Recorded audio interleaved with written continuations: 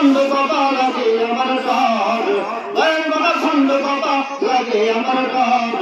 ফেরেশতারা সূর্য মারবে কবরের ভিতর বাবা রে, ফেরেশতারা সূর্য মারবে কবরের ভিতর। রে বাবাই দেখো ল্যাংটা হইয়া ওরে নাচে আবার গাঞ্জা খাইয়া। আছে না? একবার ইসলাম ঢাকায় তোমার পাশে যাইয়া বন্ধুদের সাথে এক জায়গায় গেলাম, দেখলাম ছোট্ট একটা মাজা, গুলির ভেতরে একটা মাজা। যারা ইস্তমা গেছেন হয়তো গেছেন, ওই যে বাটা যে একটা কোম্পানি আছে না, যারা ইস্তমা গেছেন জানেন, ওর পাঁচে যাইতে হয়। তো গিয়ে দেখতেছি মাশাআল্লাহ মহিলাদের আনাগোনা ছড়াছড়ি, ওর ভিতরে টাকা পয়সা উদ্ধার গান গাইতেছে, এই সব গান। ওরে আল্লাহু আকবার। কিরমান কাতিবিন রোজ হাসরের দিন, কিরমান কাতিবিন রোজ হাসরের দিন। গান কিরমান কাতিবিন রোজ হাসরের দিন আল্লাহর কাছে যদি করে অভিযোগ, আমি বলবো দুনিয়ায় ছিলাম খাজা বাবার লোক। কি হয়েছে?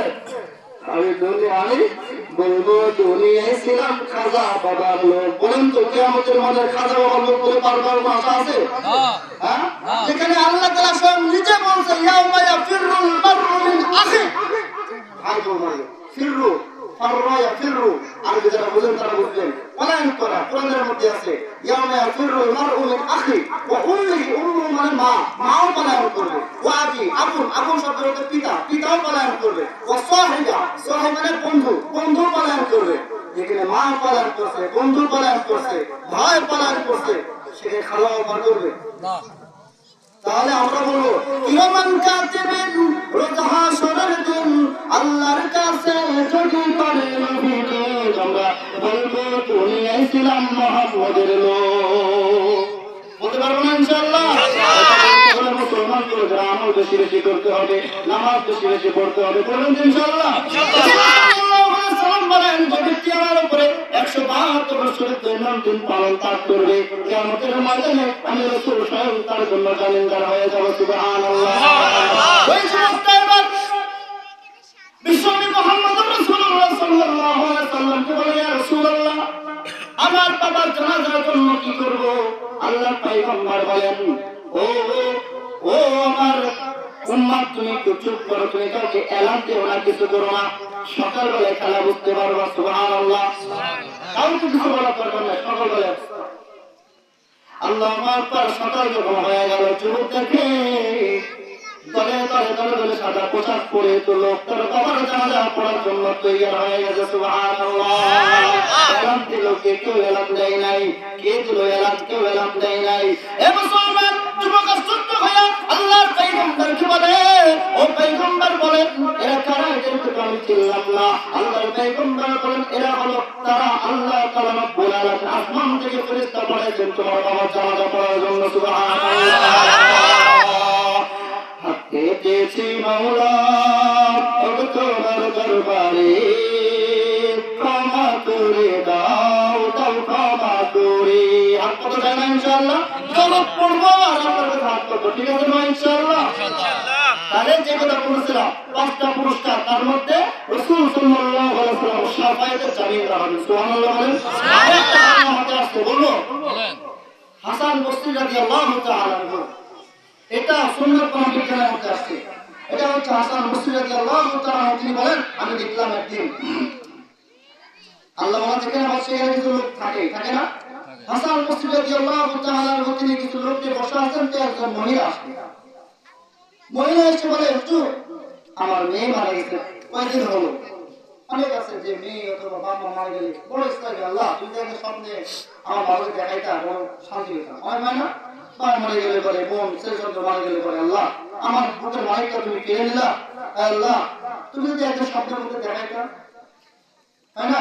অনেকে আমাদের কাছে প্রশ্ন করে, হুজুর আমার বাপকে দেখলাম খুব ভালো অবস্থা আছে, বলে না এমন সম্মানিত ভালো অবস্থা থাকবে তো ভালো একটা ভালো দিক, আর যদি খারাপ অবস্থা থাকতো দেখে তাহলে একের মাত্রা হলো যে তার জন্য শব্দ করে দেওয়া আর তার জন্য দোয়া করা।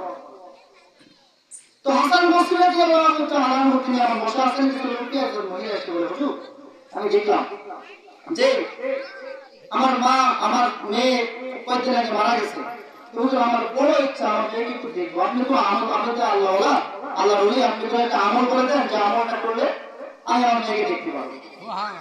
হাসান বসরি রাদিয়াল্লাহু তাআলা আনহু বলেন, মাগো তুমি প্রতিদিন দরুদ শরীফের আমল করো। মহিলা বাড়ি গিয়ে দরুদ শরীফের আমল করে, একদিন দুদিন তিন দিন, একদিন রাতের বেলায় দেখতেছে যে তার মেয়ের লাশটা কেটে টুকরো টুকরো করা হয়েছে এবং কবরের এক কোণে রাখা হয়েছে, কাফন এক কোণে রাখা হয়েছে, এক সাইডে রাখা হয়েছে। মা তো কলিজা ফেটে গেছে। কি দেখলো? সামান্য দুনিয়ায় যদি সন্তানের মেয়েকে আঘাত করে মা সহ্য করে, বাবা সহ্য করলেও মা সহ্য করতে পারে না, কারণ নারীরা ধরনটা কলিজার টুকরা, এটা সহ্য করতে পারে না। কি দেখলাম এটা? হাসান বসরির কাছে আবার দৌড়ে চলে গেছে, হুজুর আমি এটা দেখলাম। হাসান বসরি রাদিয়াল্লাহু তাআলা বলেন, মা তুমি এক কাজ করো, তুমি বেশি বেশি দরুদের আমল করো আর দোয়া করো, আর একটা বিষয় সেটা হচ্ছে তুমি দান সদকা করো।